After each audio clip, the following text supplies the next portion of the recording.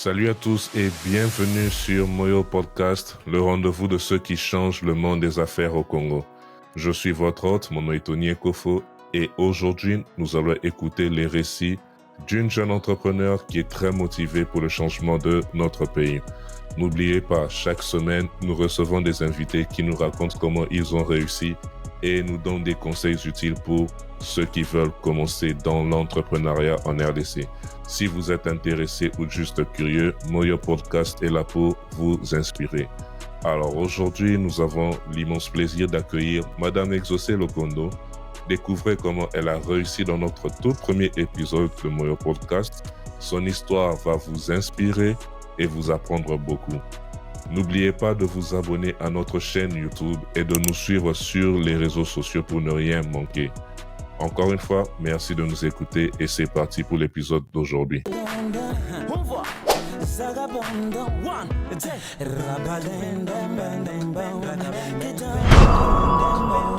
Je sais qu'il y a plusieurs personnes, surtout les jeunes femmes, elles ont beaucoup de potentiel, elles ont beaucoup de talent, mais elles ont peur de se lancer, elles ont peur d'utiliser par exemple les réseaux sociaux pour faire quelque chose. En RDC, aujourd'hui, le taux du chômage s'élève à 97%. Pour arriver à trouver des solutions face à ces problèmes, il faut créer des emplois. Encore une fois, merci de nous joindre aujourd'hui, Madame Exaucé Lokondo.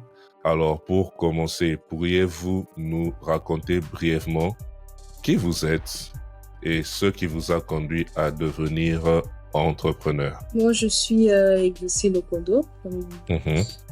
Je suis organisatrice d'événements. Ce qui m'a conduit à devenir entrepreneur, c'est premièrement parce que je voulais être mon propre patron, être responsable de mes choix et de mes actions. Et voilà. Vous avez dit qu'avant vous avez certes eu cette vision d'être votre propre boss, et ainsi de suite. Mais sûrement, vous avez connu des épreuves avant même de vous lancer en tant qu'entrepreneur. Alors, quel est le défi majeur ou quels sont les défis majeurs que vous avez rencontrés et surmontés avant de vous lancer? Je dirais mon plus grand défi était de pouvoir me lancer. Parce qu'il y avait des peurs, il y avait des doutes, beaucoup d'hésitations. Et vraiment pouvoir me lancer était un grand défi pour moi parce qu'il y avait une voix qui me disait non, une petite voix qui chuchotait non, tu n'y arriveras pas. Et l'autre voix qui me disait vas-y, tu vas y arriver. Et pouvoir me lancer a vraiment été l'un de mes plus grands défis. Ok. Alors pourquoi avez-vous choisi ce domaine d'organiser les événements? Parce qu'il y a plusieurs personnes qui font la même chose, il paraîtra en RDC. Alors, pourquoi vous avez décidé de choisir ce domaine? Bon, oui, il y a plusieurs personnes qui les font en RDC, mais surtout, ça dépend de la touche que chacun de nous peut ramener. Moi, personnellement, depuis longtemps, j'ai beaucoup aimé, en fait. J'étais tout le temps dans des petites décorations à la maison et tout le monde appréciait, même dans des fêtes d'anniversaire. Quand je ramenais ma touche, et c'est tout le monde qui appréciait. Et voilà, les gens m'ont dit non, pourquoi tu ne vas pas te lancer dans le domaine de l'événementiel et tout, même si tu n'as pas eu à faire des formations et autres, mais quand même, tu le fais bien. Et je me suis dit, pourquoi pas. Nous parlerons un peu de conseils pour les jeunes Congolais en général. Sûrement, il y a des gens en RDC, tout comme à l'étranger, qui vous ont motivé. Alors, qui sont ces figures en République démocratique du Congo qui vous ont inspiré dans ce que vous faites, qui vous ont inspiré à vous lancer dans l'entrepreneuriat? Pour moi, personnellement, la figure qui m'a plus inspirée à me lancer dans l'entrepreneuriat, c'est ma mère. Parce que depuis toute petite, je l'ai vue évoluer dans le domaine de l'entrepreneuriat. Et c'est vraiment elle ma plus grande inspiration. Ok. Alors, parce que je sais que la plupart des jeunes filles n'aiment pas suivre les conseils de leur mère. Elles n'aiment pas suivre le parcours de maman. Ok?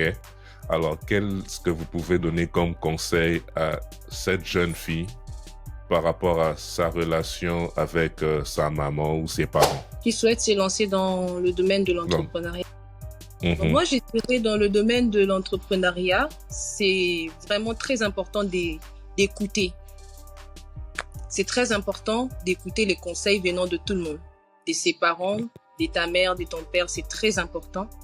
Et puis après, tu pourras faire les tris parce que tu ne sais pas d'où tu pourras tirer une certaine connaissance. Donc, c'est très important d'écouter ses parents, son entourage même, c'est important. Alors, la quatrième question, c'est quel est le message que vous pouvez donner à la jeunesse congolaise, ceux qui sont actuellement en République démocratique du Congo, premièrement, et puis deuxièmement, ceux qui sont à la diaspora. Beaucoup de gens disent que le pays est mal, ça ne va pas, il n'y a pas moyen d'évoluer, tout ne marche pas, il y a la guerre, ainsi de suite. Ça ne va pas, on critique le gouvernement, il y a beaucoup de choses. On parle toujours de négativité. Alors, vous, en tant que jeune entrepreneur, quel est le message que vous pouvez donner aux autres? Bon, premièrement, aux jeunes Congolais, pas ceux de la diaspora d'abord, aux jeunes Congolais, je dirais de vous lancer d'abord. Parce que vous savez, dans notre pays, en RDC aujourd'hui, le taux du chômage s'élève à 97%. Pour arriver à trouver des solutions face à ces problèmes, il faut créer des emplois. Et pour cela, nous avons besoin de petites et moyennes entreprises. Et je dirais d'abord à mes frères congolais de pouvoir s'élancer. Commencez simple, commencez petit avec ce que vous avez. N'abandonnez pas en tout cas. Commencez d'abord, vous pouvez commencer avec 1000 francs, 2000 francs, 30 000 francs. Ça dépend de ce que vous avez. Vous avez un projet, écrivez-les sur papier et lancez-vous d'abord. Voilà.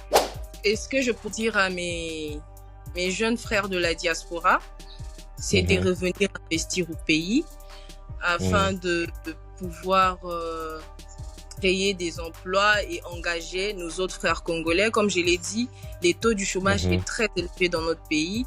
Alors, revenir, investir au pays pourrait nous aider à faire croître l'économie du pays. Voilà. Ok. Et parlons un peu d'avenir. En tant qu'entrepreneur, en tant que chef d'entreprise, comment voyez-vous l'avenir économique de la RDC et quel est le rôle que les jeunes entrepreneurs peuvent jouer pour le développement futur de notre pays? Certes, on dit qu'il y a un taux élevé de chômage. Certes, on dit qu'il faut venir investir. Mais selon votre perspective, en regardant ce qu'il y a maintenant, comment est-ce que vous voyez l'avenir du pays de manière économique? De manière économique, en tout cas, c'est ce que j'étais en train de dire. Nous devons investir. Surtout nos jeunes de la diaspora doivent revenir investir au pays parce que, investissant, nous créons aussi de l'emploi pour nos frères qui sont au chômage. Et cela permet à l'économie du pays de croître et de se développer. Merci beaucoup pour ces précieuses informations, ces précieux conseils. Ma vision est de pouvoir aider la jeunesse, principalement les femmes, à être libres financièrement.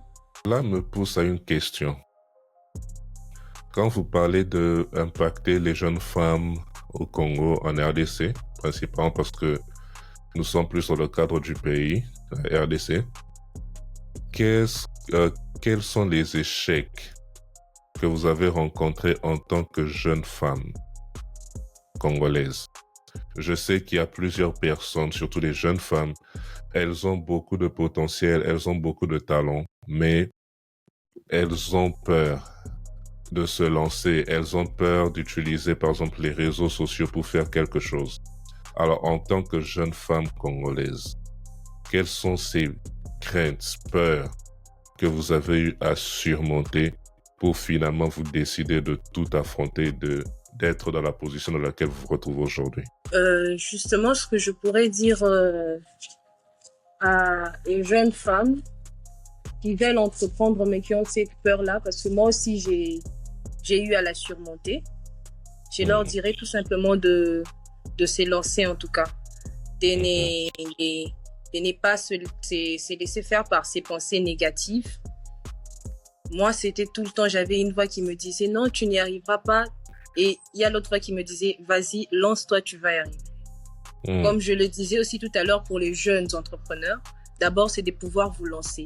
Lancez-vous, en tout cas, c'est les premiers pas. Alors, quelle est votre vision, votre perspective pour l'avenir de l'économie en République démocratique du Congo?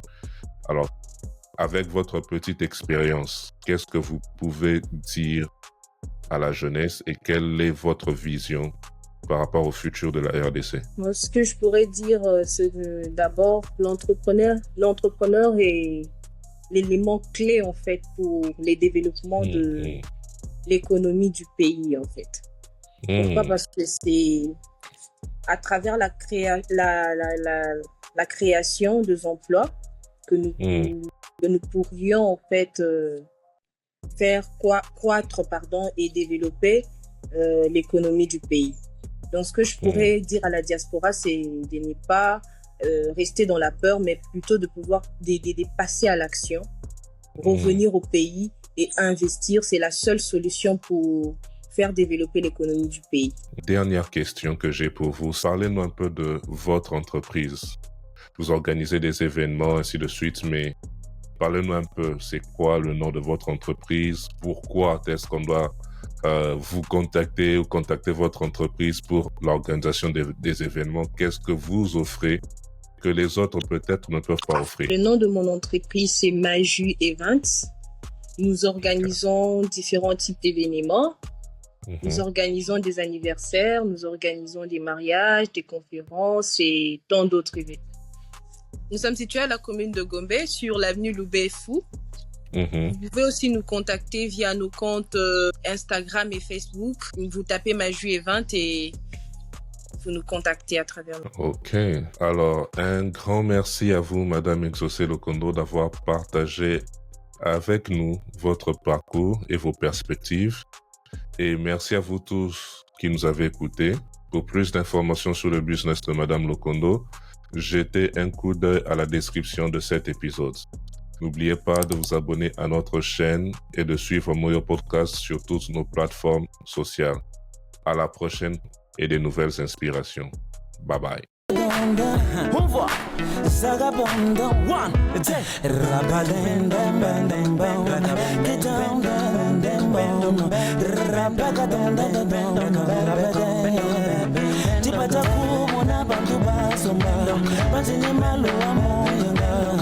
Tuzombela banji bweda tuzombale